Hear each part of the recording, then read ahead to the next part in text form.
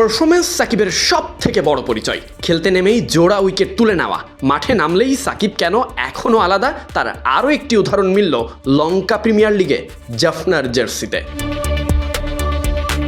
এলপিএলে প্রথম ম্যাচেই একাদশে সুযোগ পেয়ে বল হাতে ছিলেন অসাধারণ কিপ্টে। টসে জিতে তখন বোলিংয়ে জাফনা, ইনিংসের দ্বিতীয় ওভারে আক্রমণে আসেন সাকিব। ব্যাটিং পাওয়ার প্লে চাপের সময় তবে দারুণ নিয়ন্ত্রণে বোলিং করে প্রথম ওভারে খরচ করেন মোটে 4 রান।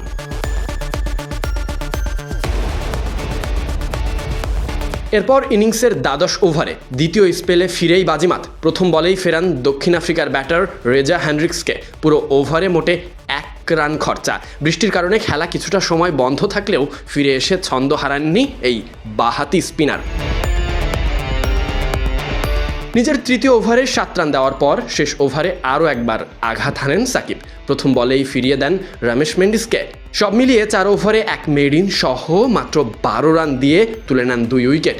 ইকোনমি ছিল মাত্র 3, যা টি-20-র মতো ফরম্যাটে অনন্য এক স্পেল।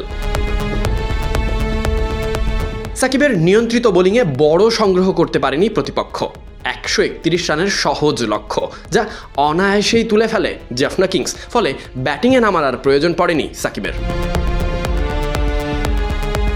এলপিএলের মঞ্চে ফিরেই সাকিবের এমন দুর্দান্ত বার্তা এখনও ফিকে হয়নি বাংলাদেশের পোস্টার বয়। আন্তর্জাতিক ক্রিকেটের বাইরে থাকলেও বল হাতে ক্লাসটা যে আগের মতোই অটুট, জাফনা কিংসের জার্সিতে প্রথম ম্যাচে সেটাই প্রমাণ করলেন এক সময়ের বিশ্বসেরা এই অলরাউন্ডার।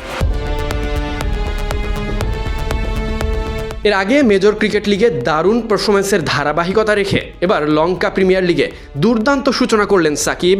অভিজ্ঞতা, নিয়ন্ত্রণ আর ম্যাচ রিড করার বিশেষ সামর্থ্য তাকে রাখলো আরও এক ধাপ এগিয়ে। টি-20 ক্রিকেটে তিনি যেন এখনও হটকেক, আর সেটারই প্রমাণ সাকিব বারবার দিয়ে যাচ্ছেন লাল সবুজের জার্সিতে না হলেও ফ্রাঞ্চাইজি ক্রিকেটে। Sadiq Ahmed Sunny, BD ক্রিক time.